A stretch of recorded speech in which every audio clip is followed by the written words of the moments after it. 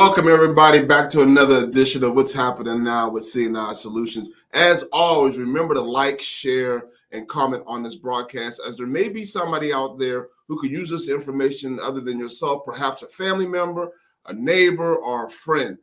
Brewster, there's been a lot going on with CNI Solutions. Yes. We just had our Christmas Holiday Smiles event with the Bob Harrison Senior Citizen. I thought it was a great event. You know, they had like 150 something people there. We was able to help them out with gifts and feed them. Wonderful event. We love supporting the Bob Harrison Senior Citizens and getting those guys together. Right. Moving into the future, I know we got a lot of things coming up as we start in the spring. Yep. We're going to have to start another entrepreneur class starting at the end of January. So if you're looking to get started into business and want to start your own business, please look us up. Go online and sign up for the Launch Entrepreneur class. We will be starting that at the end of January. So tonight, we have a good host with us in the studio, or I should say live with us from Pittsburgh, Pennsylvania. We have with us Dr. Melody Carter-Frye. Dr. Frye, how are you doing, Mel? Hey, good morning. Good morning. Good morning. So you brought up a little bit, you wrote a new book. Talk to us about this book that you got. Sure. So I am a new author. My book is called Spices, 6 Essential Ingredients for Financial Prosperity. And the book is written specifically for the Black community. And it talks about some basics of financial literacy and really kind of underpinning some actionable things that can be done so that we can change our financial outcomes. Outstanding, outstanding. So I know that, I've seen the book online. I've seen it on Amazon, and I've actually seen where it was like number 3 at one point. How's it doing now? Do you know? Yes, it's still a work in progress. The thing with books that it kind of changes on a day-to-day basis. So every day, the book, depending on how many people bought the book, and then it actually changes every hour. It moves up and down, on the bestsellers list and that sort of thing. But my objective overall is to get the book into the hands of as many Black people really as I can, because this book was written with us in mind.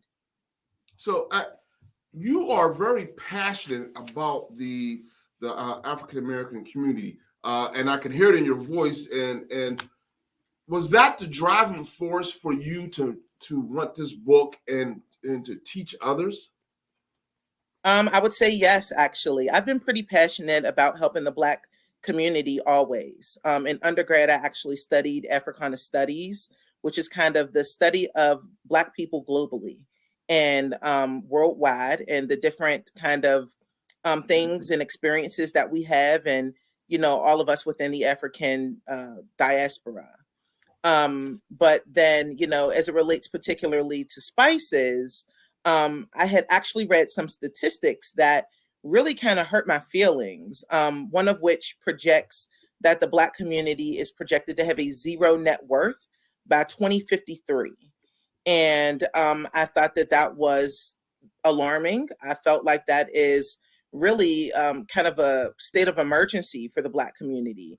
And there's so much that we can do. I felt like I should kind of do something, to kind of see how it is that we can rally one another to change that trajectory so that does not become our outcome. So, that's very interesting, because you mentioned by 2023, the Black community's net worth. I was just on Google the other day, and one of the things that it said, that says the Black American community will have a $1.8 trillion spending power in 2024.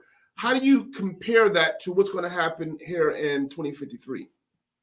Yes, I think that's actually, those two go hand in hand, because while African American people might touch $1.8 trillion, we are spending it, right? We aren't necessarily taking the money, putting it into investment vehicles, and putting it in places that allow us to create a legacy for ourselves and our next generation. So Spices was pretty much meant to kind of help us to kind of reconsider that. what are we doing with our money? Are we spending it? What are we spending it on? What are ways that we can kind of, I guess, reallocate that money so that our children benefit, our children's children benefit, so that we leave a lasting legacy that turns that statistic into a falsehood. So, Dr. Melanie Frye, Carter-Frye, sorry about that. That's okay. So I hear you talk about disparity within the African-American community. Sure. When it came to spices, and I know earlier you mentioned that that's an acronym. Yes. And what does that acronym stand for again, please? Yes. Spices, I have it here. So it is saving, protecting, investing, credit, earning, and then spending. So the earning is actually for earning more, and the spending is for spending less. As a community, we actually spend more than other communities in correlation to how much money we make. So, we make $1, we spend $2, and that kind of thing will quickly lead to financial problems. And, this whole keeping up with the Joneses mentality, or, basically just trying to flex or floss or however you want to look at it and kind of just show off. We kind of want to look like money instead of actually have money. So, as a community, we really have to kind of revisit some of that thinking and determine, where is it coming from and how is it that we can kind of change that so that we actually have money in the bank instead of money just on Instagram. I know earlier, Charles, I was saying that when you start speaking of that disparity, and it seems like it's an education factor when it comes to our communities. What we don't know, I am one of those people personally. I'm a right now type person, right? And it seems like what your six ingredients, it's going to take time. It's going to take time to change that level of disparity that's increasing. So how are you proposing that? Yes. Do you have the energy? Are you ready for that?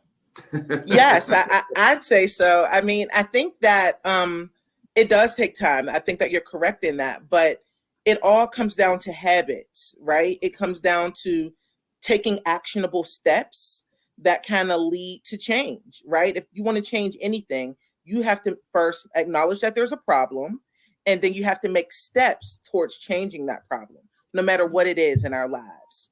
As it particularly relates to us in this particular instance, we have to understand that we have power. $1.8 trillion is a lot of power. And just like we're out here picking presidents, we can also change and pick what our financial future looks like. So we have to start to make those steps, and there's no time like the present. All right, Dr. Frye, here's one for you. Okay. All right, so this one is meant to, I want you to go with it, please, right? Because I'm ready. People ask this question all the time. It's only 2 words, right? Why you? Why me? Why me? Yes. Yes. Well, I say me because I am, very synonymous with a lot of the experiences of the Black community. I come from the projects. I lived in the projects, know what it looks like to live in public housing. I was also a foster kid. I know what it likes to live in that system, and overcame a lot of, I guess, adversity, on my path to becoming a financial educator. And I think that those experiences are all very valid and very relatable as it, relates to people within my community. But, ultimately, it's because I would say that I have our community's best interest at heart as it relates to this financial matter. I am definitely passionate about it. And I am optimistic that together we can kind of change this narrative so that we have more money and we are more financially stable than ever before.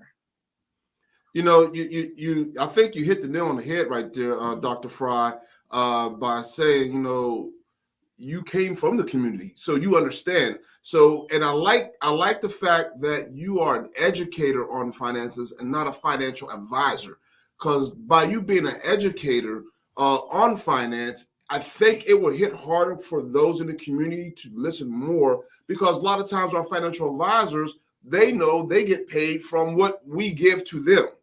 and they're always Yes. going to want that biggest amount that we can give. But by educating those on finances and investing the right way, I think it might stick a little harder.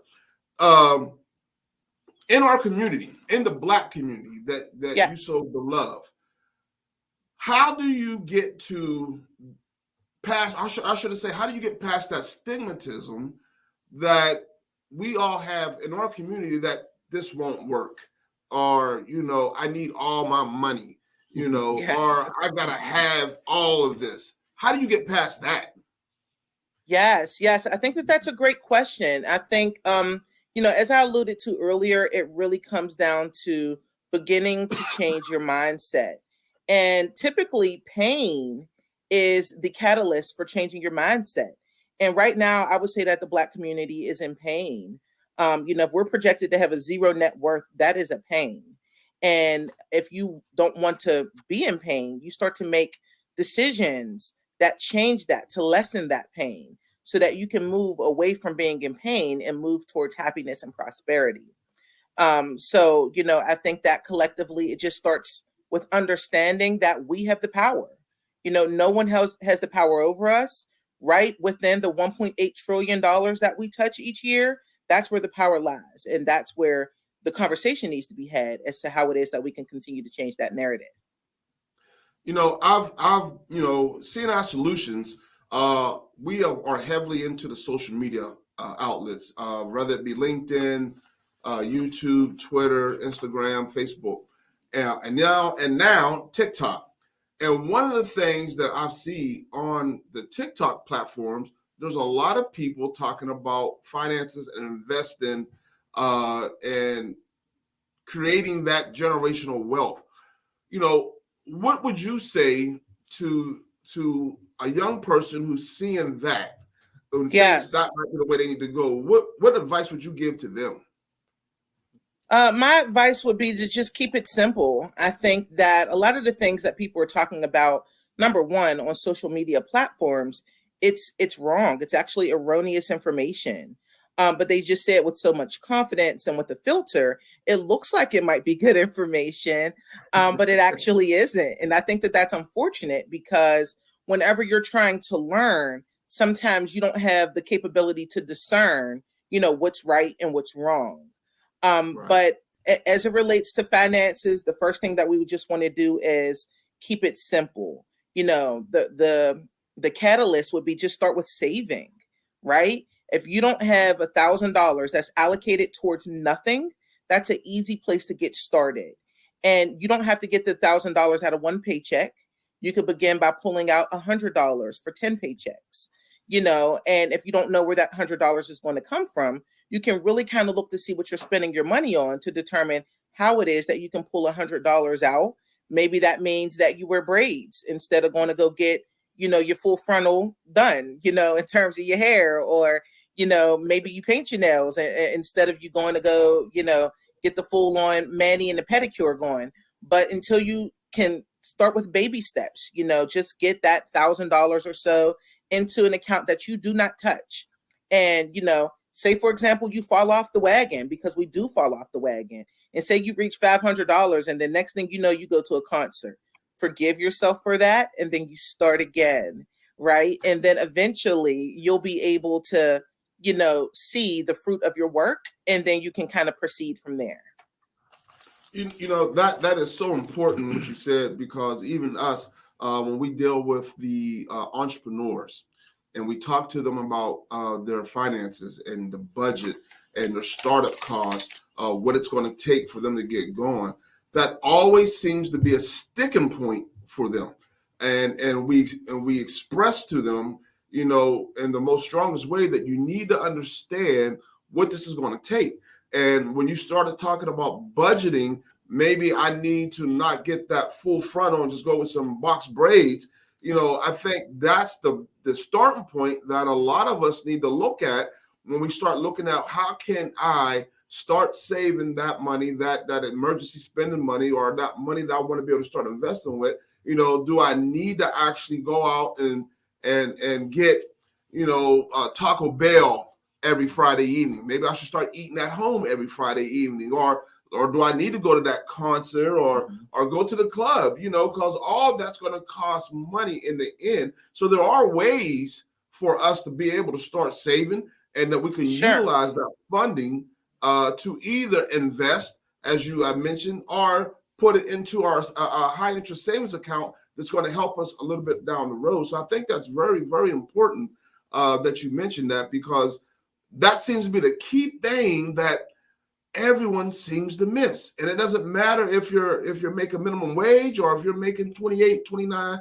$30 an hour, because it seems like the more money you make, it's the more problems you make. So I used to drive a Chevrolet, like this, but now I'm driving a Cabaret. You keep going up with your income instead of saying, you know what, I'm going to stick to this Chevrolet, and that extra money, I'm going to put it aside. So that's interesting. Yeah, I don't want to say more money, more problems, because my objective is always to get more money. However, I would say that there is something called a lifestyle creep, right? Where, oftentimes whenever people get more money, then they just spend more money.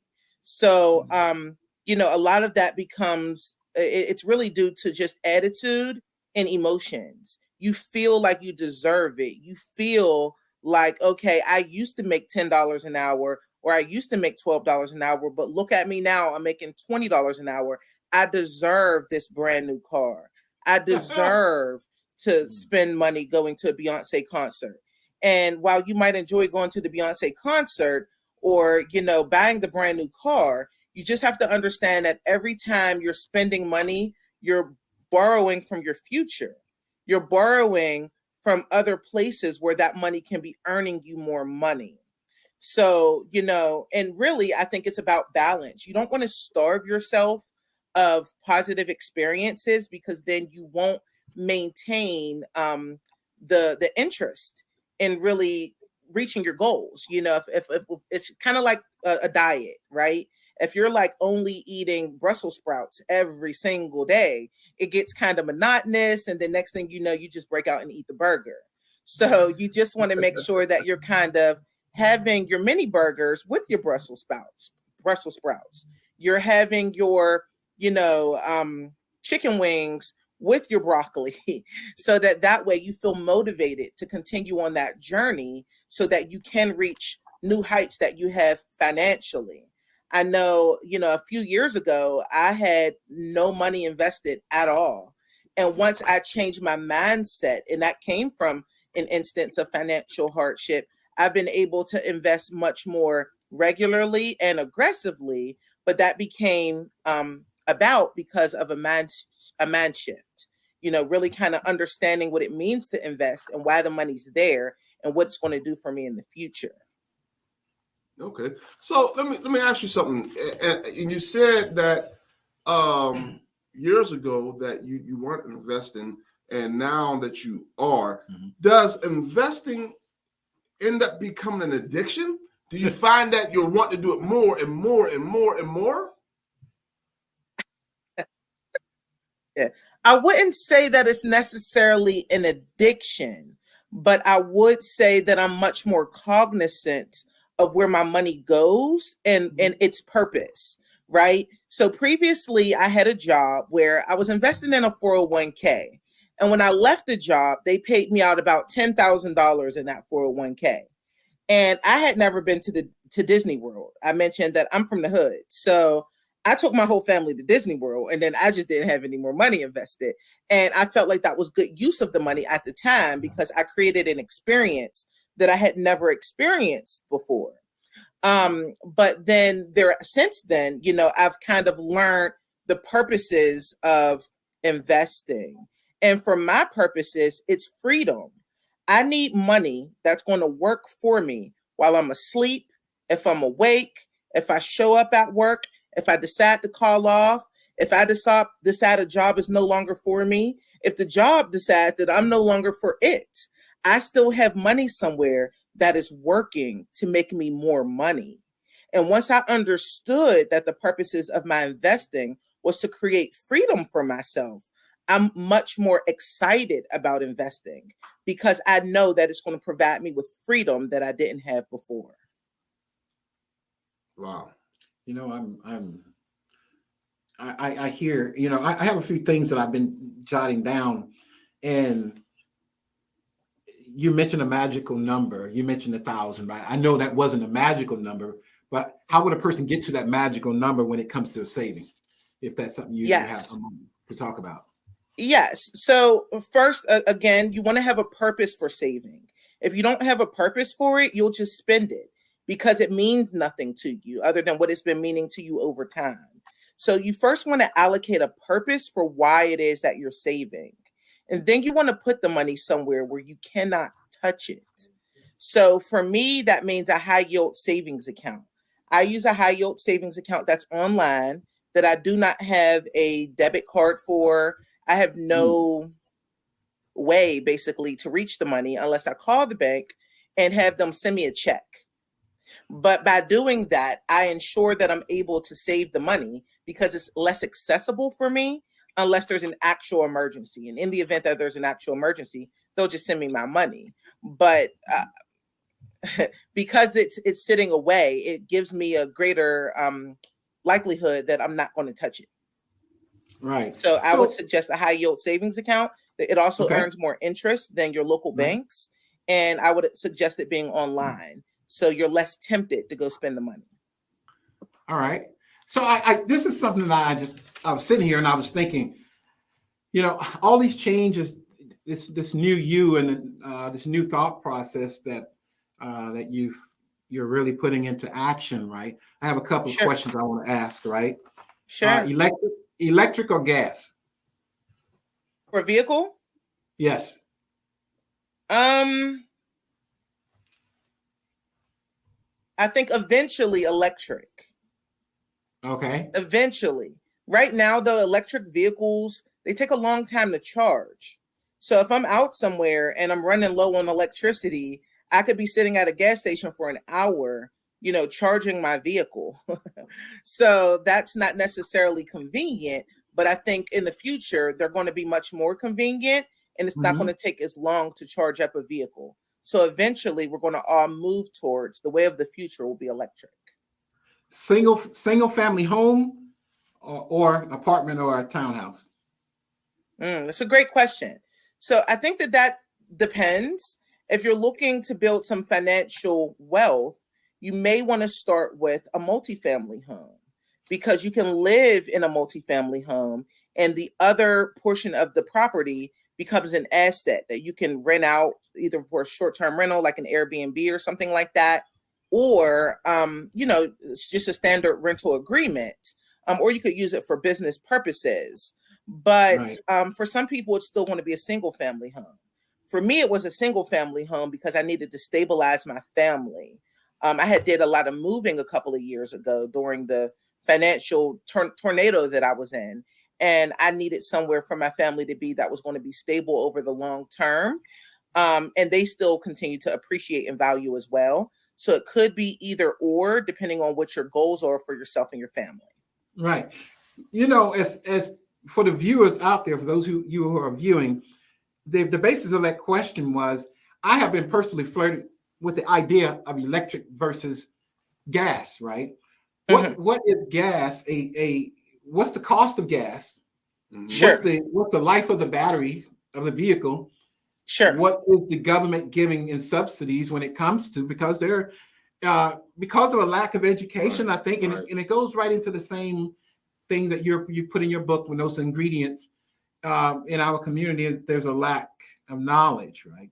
Sure. So I've been wondering, is there a financial gain for me doing electric versus, and I know you mentioned time, right? Time to charge. Right. I think about that as well. Fast charging is much better, right? Because we have a lack of knowledge. And on the other side, where can I get free charging?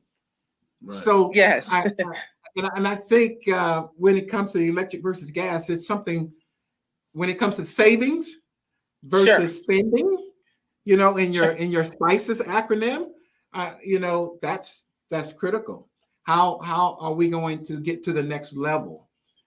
Yes, I think the government will help us do that part though. The government has incentives and they're going to incentivize companies to make more electric vehicles.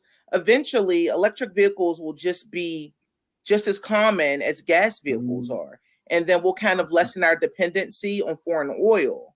But, currently, that really depends on, the needs of a family, right? If I need to go do a cross-country, trip, and I have my whole family that I'm taking with me, and there's maybe 2 charging stations, and each charging station might take me 3 hours to power up, I might be just going with gas and putting some gas in that tank, so you really have to kind of look at all of the factors related to your objective, right? And the same thing happens with money, right? A lot of people, if they have no heirs, say they have no children, their need for even life insurance is different than someone who has children, who has grandchildren, and who's looking to leave a legacy for the future. So everything is kind of, for the most part, contingent upon the individual circumstances of that person. But there are some fundamental things that we can all be doing. And that's what I'm talking about in the book. Amen. Hey, excellent. I appreciate that response, because that was saying you hit the nail on the head, because in all of it, you need to do your due diligence. Right. And with due diligence, you're making informed decisions, and decisions that will match your journey. Yes. I say that. Consistency, right? Yes. And consistency is, I personally even lack consistency in many areas, right? What advice do you give to a person like myself who lacks consistency? I think that if you're lacking consistency, that's actually indicative of something that's going on with your attitude towards whatever it is you're lacking consistency in. So you really have to kind of reflect and find out, why am I lacking consistency? For me, investing, I lacked consistency in investing because I didn't have a reason to invest, or I didn't really understand the why. Now that I understand the why, I don't miss investing opportunities, because I know that I'm buying freedom for myself for the future. Right. So, okay. So I like the how you related it to the experience that you're bringing to the community. The experience is in spices. The experience is creating these changes that are necessary to change the disparity. There's a disparity, and there's an increasing disparity that's coming, and being in how to stop it. Right. There needs to be more, and I know there are more out there like yourself who have that passion to make those changes, and I applaud you. And I'm going to latch on myself. I'm trying to get my children to latch on. Mm-hmm. Sure. So I have a question for you, Dr. Frye, and you may have this answer, you may not. When Brewster was doing the Q&A, he mentioned single-family home or apartment, and you mentioned multifamily. Mm-hmm. Yes. And I found that interesting, because I, per se, have not witnessed the Black community embracing multifamily homes, meaning as there's a 5-bedroom home that we have 3 different families living there, all splitting this mortgage or splitting this rent. You see it in different other cultures. I see the Asian community do it. I see the Latin community do it, but I've never really seen the Black community do that. And if they are doing it, I have not seen anybody doing it and doing it well. What is your thoughts on that? And how do we reconcile to get our people to understand, like, hey, there's savings in this potential type of living? Sure. So when I'm talking about multifamily, it's not necessarily in the same way that maybe someone who is coming from a stereotypical Asian background or Latin community is coming from. I'm talking about multifamily from the context of, this property may have used to be a single family home, but it's now partitioned and zoned in a way that it could be used as a duplex, a triplex, or a quadplex, meaning 4 families can live in the same property. And for somebody who is purchasing a property, it becomes an investment opportunity. One, because it requires a low level of revenue or capital available in order to get in. If you're buying a property as a first-time home buyer, you can buy it via FHA, which means you're only required to have 3.5% to put down. 3.5% down on this single-family property costs you the same amount. So if you buy a duplex or a triplex, you can move in with the same, maybe we'll say $6,000, $7,000, but now the other 3 properties become income potential for you. You can rent it out to another family. You can use it as an Airbnb, depending on its location and amenities. You could use it for the purposes of other short-term rental or business ventures. So the property has really, it pays for itself, because now your tenants are paying the mortgage, or your short-term rentals are paying the mortgage, etc. So the money that you would be paying for a mortgage is now freed up. You can take that money and purchase another property. You can take that money, you can invest it. You can take that money and just save it, or you can continue paying on your mortgage as aggressively as you would have, and now you're paying off a mortgage much more quickly. So it just provides additional freedom because you have other income streams that are coming in, and then that gives you a way to provide some freedom for yourself. You know, if you don't have to pay a mortgage, there's people who I've read about who it's called house hacking. If you're house hacking a property where other people are paying your mortgage, you could get sick and now you're not working, but your mortgage is still paid. You're not having to be worried about a foreclosure or something like that because of the additional revenue stream. So that's just one avenue that some people take on their pathway to financial freedom. Okay, all right, good. So with spices, let's get into spices. Yes. I know that this is something that you're very passionate about, and I love that you're passionate about this. You know, is there a tour coming up? Are you touring the Pittsburgh or Virginia? You know, will we be able to get you to come to Alabama and tour down here? Absolutely. So yes, as a part of Spices, 6 essential ingredients for financial prosperity, I've been doing speaking engagements for nonprofit organizations, going into the community, talking to them about these various financial concepts. And right now I'm doing it locally in Pennsylvania. I'm also going to be doing some touring in Ohio. But absolutely, I'll be more than willing to come down to Alabama to talk to the people and the citizens of Alabama about some things that they could be doing to help strengthen their financial footing. All right. We would definitely have to link up with you, Dr. Frye, so that we can coordinate some dates, because I most definitely believe that you will be impactful to this community. And by you being let me put it this way, my co-host has a saying that he likes to say. He says, I am you and you are me. You know, we're the same. Yes. And I like that about you, because you're not coming from a top shelf speaker to talk to the community. Like, hey guys, I was with you.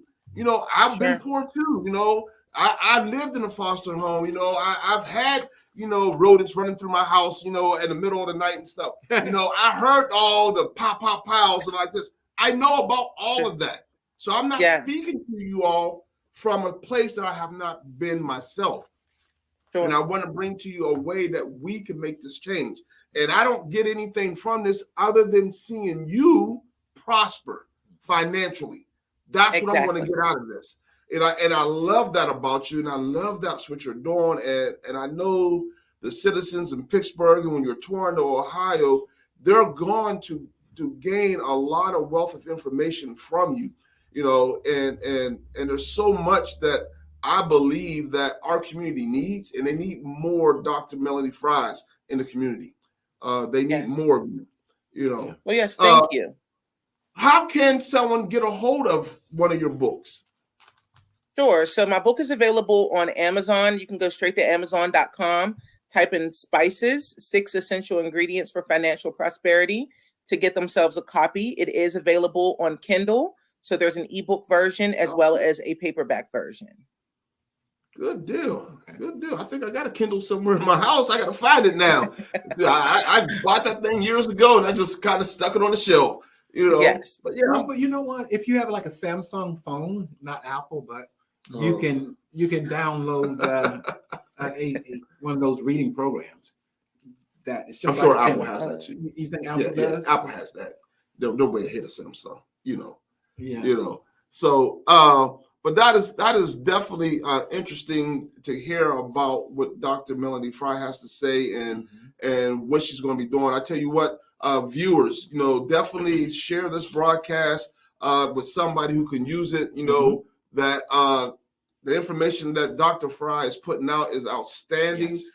We truly appreciate what she has given to us, and we're going to reach out to her personally and see if we can get Dr. Frye to come down here to Huntsville, Alabama, and we're going to see if we could put together a little workshop where she could go ahead and speak and provide the community those 6 ingredients to financial prosperity. Booster, yeah. It is outstanding. I don't think you can get enough of that, right? It continues to, once you've partook of it, you've eaten a bit of it. Sometimes you need to eat some more, because sometimes we get off track. Sometimes we get caught up in the moment. We want electric versus gas. Right. And then you get off track, and then your spending is off track, and next thing you know, you're back. So you can't get enough of what she's offering and what she's bringing, because I think mostly in the African American community, but we need people who are reaching back and teaching our youth. So that disparity gap can definitely close. Most definitely. I love the fact that she's doing this from a community standpoint. Yes. and not from a line of my pocket standpoint. Yes. And by her being a product of the community, I think that's important to see, because a lot of times we like to see people like us. Mm-hmm. We like to see somebody who's went through our same struggles or doing like this. And then once we see that, then we can say, okay, if this individual was able to do it and they went through the same struggles that we went through, you know what? This is something I can pull through. I can go ahead and get it done myself. Much like when we talk about our students in the entrepreneur class, yes. We explain to them, like, hey guys, C9 Solutions didn't fall from out of thin air. I am you, you are me. Yes. We started from the bottom as well. Right. And if we can do it, so can you. And we're here for you to make them better. So I absolutely just love what Dr. Frye is presenting. And I tell you what, viewers, we're going to do everything in our power to get her here in Huntsville, Alabama, so she can share that knowledge and talk about spices and give the information that is needed to help each and every one of us, start to gain some type of financial prosperity. Yes, I agree. And I'm looking forward to it, because I think I'm going to sit in as well, because there's more that I need to, because I need to be empowered sometime myself. Right. So the empowerment that she has, the enlightenment that she has gained, and she's willing to share that enlightenment with others. So I'm ready. Bring it on, Charles. Hey, I tell you what, it doesn't get no better than that. We've had other investors here on the show. We've even sat in on a few investment seminars and stuff. Yep. And don't get me wrong, viewers, there's nothing wrong with that. But I think the fact of where she's coming from as an educator and not an advisor like this, and she's educating you on savings. And it's not just about investing, though. She mentioned a lot of good things about, hey, maybe I don't need, if you're a female, maybe I don't need to put that lace front in. I could go ahead and just put some box braids in, and when I think about it from my standpoint, well, maybe I don't need to go to Popeye's Chicken tonight and pay $25 for that family meal. I could just go to Walmart and get me some legs for $6 and some mashed potatoes and feed the family. So I think those were important points that she had mentioned that each and every one of us can do. Every family has to assess it, right? And during that assessment, then it's a good thing. It is a good thing. Yeah. So, Dr. Frye, we thoroughly enjoyed having you here. Yes. We really appreciate the information that you have given to us, to the viewers. Do you have any closing remarks that you would like to say before we close? The only thing I like to say is, everybody, we can do this. We can change and control our own narrative as it relates to our finances. Yeah. Outstanding. 100. Outstanding. Hey, folks, again, Dr. Melanie Frye, we appreciate everything she's done. And viewers, like I said, we're going to try to get her here down in Huntsville, Alabama, for you all to be part of that seminar that she's going to be giving out and partaking in that knowledge. And always, Brewster, remember, your yesterday is not your today, and your today is not your tomorrow. Good night.